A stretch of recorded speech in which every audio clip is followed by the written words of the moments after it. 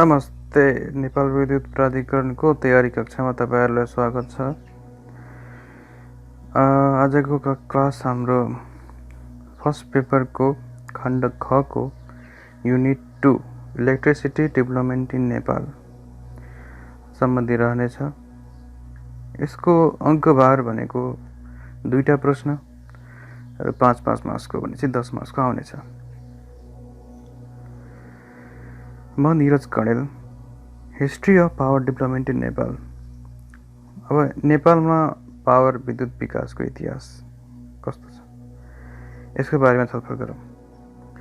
History of power development in Nepal अर्थात् विक्रम सम्वत 1968 जेठ 9 मा श्री 3 प्रधानमन्त्री चन्द्र शमशेरद्वारा उद्घाटित काठमाडौँ उपत्यकामा निर्मित 500 किलोवाट क्षमताको फर्पिङ लघु जलविद्युत परियोजना एसियाकै दोस्रो र नेपालको प्रथम जलविद्युत परियोजना हो।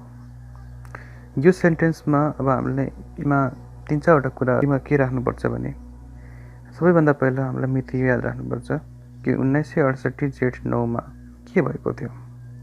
त्यो बेलामा तत्कालीन प्रधानमन्त्री राणा प्रधानमन्त्री चन्द्र शमशेरद्वारा काठमाडौँको उपत्यकाको फर्पिङ भन्ने ठाउँमा 500 किलोवाट क्षमताको नाम पनि फर्पिङ नै थियो। लघु भनेको माइक्रो हाइड्रो 500 किलोवाटको स्थापना गरेका थिए। सबैभन्दा पहिला 500 किलोवाटको स्थापना भएको थियो नेपालमा।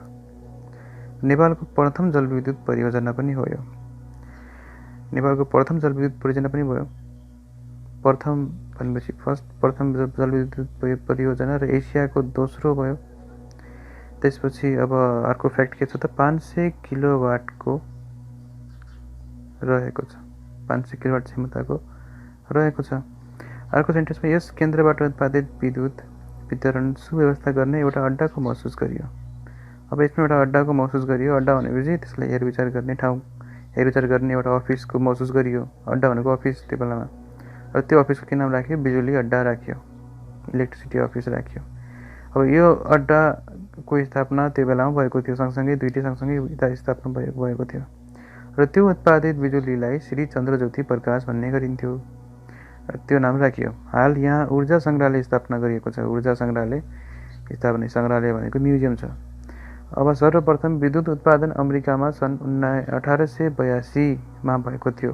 अब नेपालीले यसको निकाल्ने हो भने 1939 विक्रम सम्वतमा अमेरिकामा सबैभन्दा पहिला जलविद्युत स्थापना भएको पाइन्छ, स्थापना भएको थियो। त्यसको अब हाम्रो 30-31 वर्षमा नेपालमा स्थापना भएको पाइएको छ। मतलब अब हामीले यहाँ एउटा के फ्याक्ट थाहा हुनु पर्यो, यो एउटा फ्याक्ट थाहा हुनु पर्यो, यो 31 वर्षको फ्याक्ट थाहा हुनु पर्यो। अर्को कुरा, नेपालमा जलविद्युत उत्पादन भएको देखिन्छ। यस्तै गरी सन् 1934 मा 1934 भनेको 1991 विक्रम सम्वत, यो एउटा फ्याक्ट आउने भयो। यसमा के भयो त सुन्दरी जलको स्थापना भएको पाइन्छ।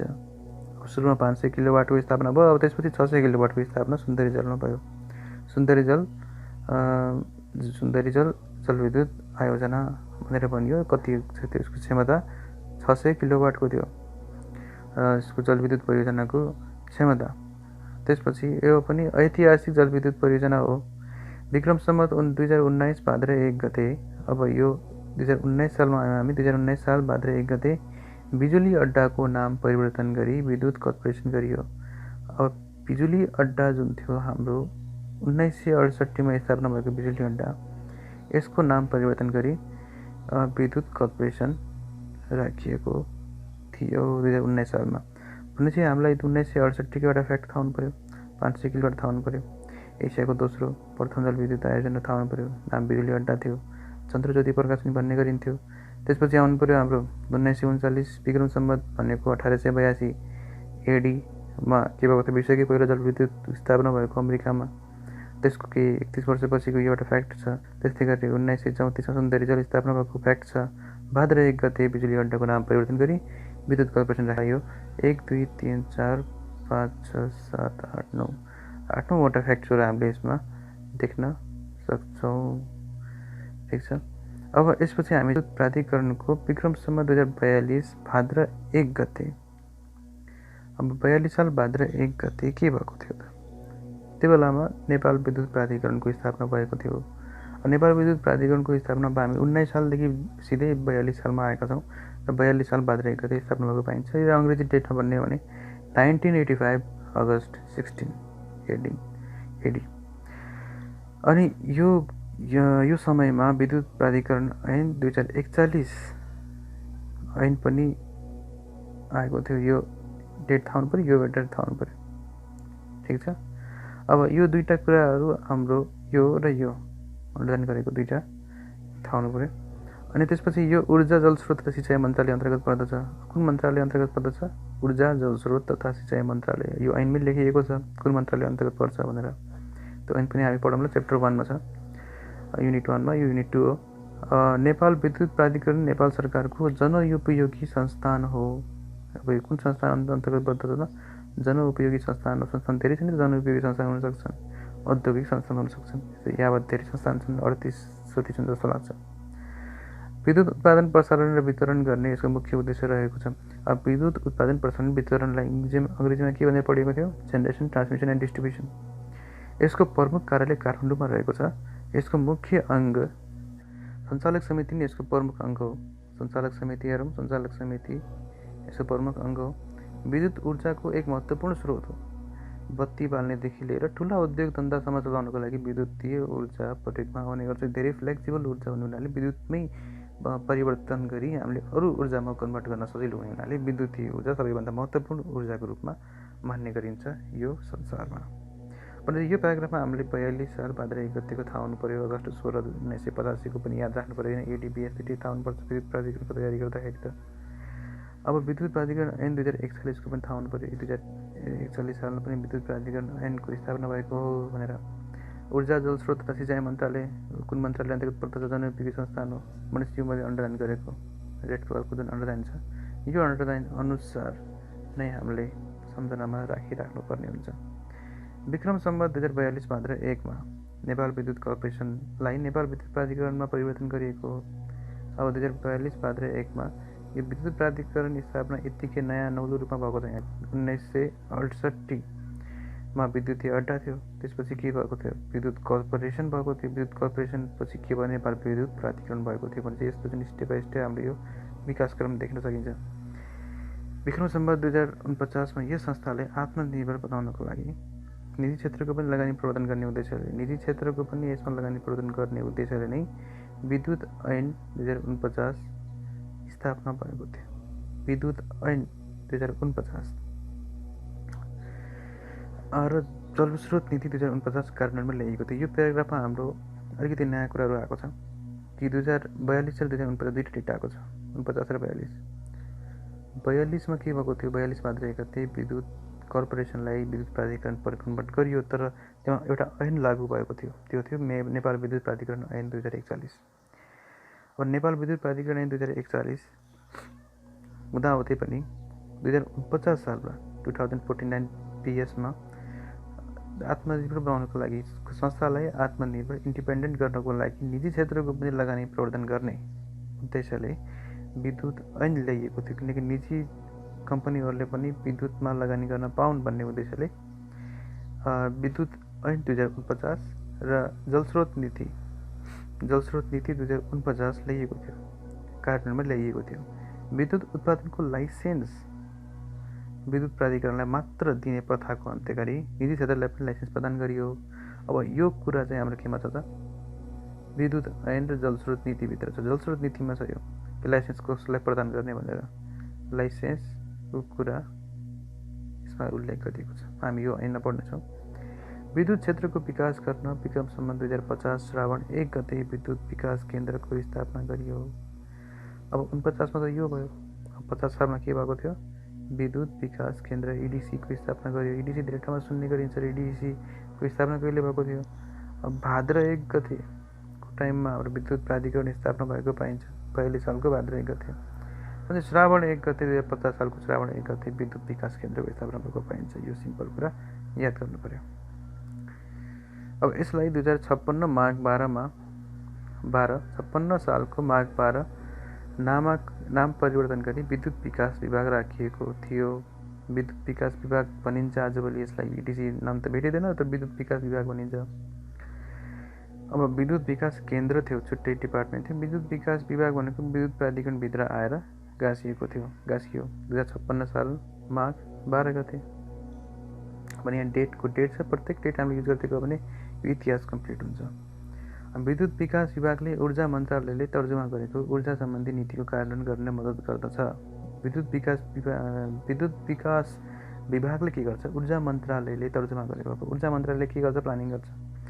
प्लानिङ गरेको जुन ऊर्जा सम्बन्धी नीति छ त्यसको कार्यान्वयन गर्न मद्दत गर्छ। त्यो सही छ कि गलत छ, कुन पोइन्ट ठिक छ गलत छ भन्ने कुरा विद्युत विकास विभागले हेर्ने गर्छ। यसले समग्रमा सबै डाटाहरू एनालाइसिस गर्ने गर्छ। अनि यो पनि एउटा नयाँ फ्याक्ट भन्न सकिन्छ। अब यसले ऊर्जा क्षेत्रलाई पारदर्शी बनाउने काम गर्दछ र विकास गर्ने र निजी क्षेत्रलाई ऊर्जामा लगानी गर्न लाइसेन्स प्रदान गर्ने आदि कार्य गर्दछ। लाइसेन्स कसलाई प्रदान गर्ने भनेर ऊर्जा विकास विभागले तर्जुमा गरेको जुन इन्फर्मेसन छ त्यो इन्फर्मेसन अनुसार नै लाइसेन्स प्रदान गर्ने गरिन्छ। 2059 सालमा आयो। अब हामी 50 साल 56 साल 59 सालमा आइसकेको छ। 59 सालमा के रहेको छ त? 59 सालदेखि नेपाल विद्युत प्राधिकरणले ग्राहक वर्गप्रति आफ्नो ध्यान केन्द्रित गर्न थाल्यो। के अन्डरलाइन गरेको कुरा हेर्ने 59 सालमा के भएको थियो। त्यसपछि यो आर्थिक वर्ष 60-61 देखि नै देशभर ग्राहक तथा वितरण कार्यालयको स्थापना गरिएको थियो। अब त्योभन्दा पहिला थिएन यो कुरा कि ग्राहक तथा वितरण कार्यालयहरू थिएन। स्थापना पछि 60-61 सालमा चाहिँ गरिएको हो र स्थापना गरी व्यापारिक दृष्टिले अगाडि बढ्न थाल्यो। विद्युत प्राधिकरणको अब दृष्टिकोण केमा गयो त? व्यापारिक दृष्टिकोणमा विद्युतबाट आर्थिक आम्दानी गर्ने कुरातिर लाग्यो। विक्रमसम्म 2060मा सामुदायिक वितरण नियमावली 2060 आयो। अब 2060 सालमा सामुदायिक वितरण नियमावली 2060 सालमा आएको छ। नाम पनि 2060 छ। सामुदायिक वितरण नियमावली भन्ने गरिन्छ। यसले दुर्गम क्षेत्रमा विद्युत विकास तथा सञ्चालन गर्न थाल्यो। अब यसको मुख्य उद्देश्य के रहेको थियो? दुर्गम क्षेत्रमा यसले विकास तथा सञ्चालन गर्न थाल्यो। यो जति पनि यो इन्फर्मेसन छ इतिहासमा बनेको, यी सबै कुराहरू त लेख्न सकिँदैन। याद छ भने त लेख्न सकिन्छ। यदि इमेजिन गर्दै गर्दै गयो भने डेट बाई डेट के भएको थियो भनेर सोच्दै गयो भने अहिले मजाले यत्रो प्याराग्राफ इङ्ग्लिसमा पनि लेख्न सकिन्छ, नेपालीमा पनि लेख्न सकिन्छ। त्यसैले यी कुराहरू हामीले एकदम सजिलो तरिकाले बुझ्नुपर्ने हुन्छ। अनि अर्को कुरा के छ भने यहाँ बीचको पुरानो डेट यहाँ उल्लेख गरिएको छ। सन् 1967 को कुरा उल्लेख गरिएको छ। 1967 भनेको लगभग 24-25 सालतिर हुन आउँछ। 24-25 सालतिरै हुन आउँछ सायद।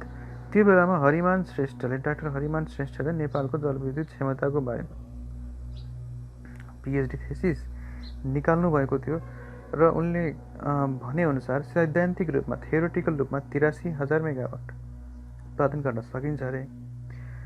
तर त्यो मध्येभित्र अब आर्थिक रूपमा 42,000 मेगावाट र प्राविधिक रूपमा 45,000 मेगावाट निकाल्न सकिन्छ। अब यसको बारेमा हामी फेरि दुबारा आउँछौँ। यो कुरा अब यो पनि हामी हिस्ट्रीमा राख्न सक्छौँ र यो उल्लेख गर्नुपर्छ भन्ने पनि छैन। नेपालको लागि जलविद्युत नै ऊर्जा प्रमुख एवं भरपर्दो स्रोत हो। नेपालको संविधानले जनसहभागितामा आधारित स्वदेशी लगानीलाई प्राथमिकता दिँदै जलस्रोतको बहुउपयोग गर्ने नीतिगत व्यवस्था गरेको छ। ऊर्जा मुलुकको विकासको मेरुदण्ड हो। 14औं योजनाको अन्त्यमा कुल जलविद्युत जडान क्षमता 1020 मेगावाट पुगेको छ। यो अन्डरलाइन गरेको कुराहरू हामीले याद राख्नुपर्छ। 14औं योजनाको अन्तमा अब त 15औं योजनाको ड्राफ्ट तयार भइसक्यो, त्यसलाई स्वीकृत गर्न बाँकी छ जस्तो लाग्छ। 1020 मेगावाट पुगेको छ। नेपालको लागि जलविद्युत नै ऊर्जाको प्रमुख एवं भरपर्दो स्रोत हो।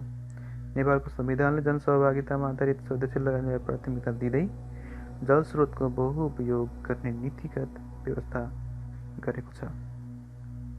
भनेपछि यो कुराहरू यसमा आउने गर्छ। भनेपछि अब हामीले यो हिस्ट्रीलाई अर्को तरिकाले पढ्न सक्छौँ। हिस्ट्रीलाई कसरी पढ्न सकिन्छ भन्दाखेरि कुन सालसम्म के टार्गेट गरिएको थियो, पावर कति एचिभ गरियो, मेजर हाइडल प्रोजेक्ट के बने, ट्रान्समिसन लाइन अनुसार पनि पढ्न सक्छौँ। यो टेबल मैले तयार पारेको छु। यो टेबल अनुसार पनि हामी पढ्न सक्छौँ। यो टेबलको बारेमा हामी छलफल गरौँला, अर्को लेक्चर भिडियोमा छलफल गर्छौँ। आजलाई हामीले यति नै यो history of power development in Nepal 2.1 भित्रैको यो समग्रमा मैले भने यसमा धेरै कुराहरू आएका छन्। अन्तिममा मैले भन्न बिर्सेछु कि 14औं योजनाको अन्तमा 1020 मेगावाट पुगेको चाहिँ छ। नेपालको जलविद्युत नै ऊर्जाको बहुप्रद स्रोत हो र लगानीमा नै प्राथमिकता दिएर यसले आफ्नो विकास गर्न सक्छ भनेर अन्तिममा हामीले यो हिस्ट्रीलाई फिनिस गर्न सक्छौँ। र यिनी जुन अन्डरलाइन गरेका कुराहरू छन् यो कुराहरू समरीमा हेर्नुहोला। आजको भिडियो यति नै हो।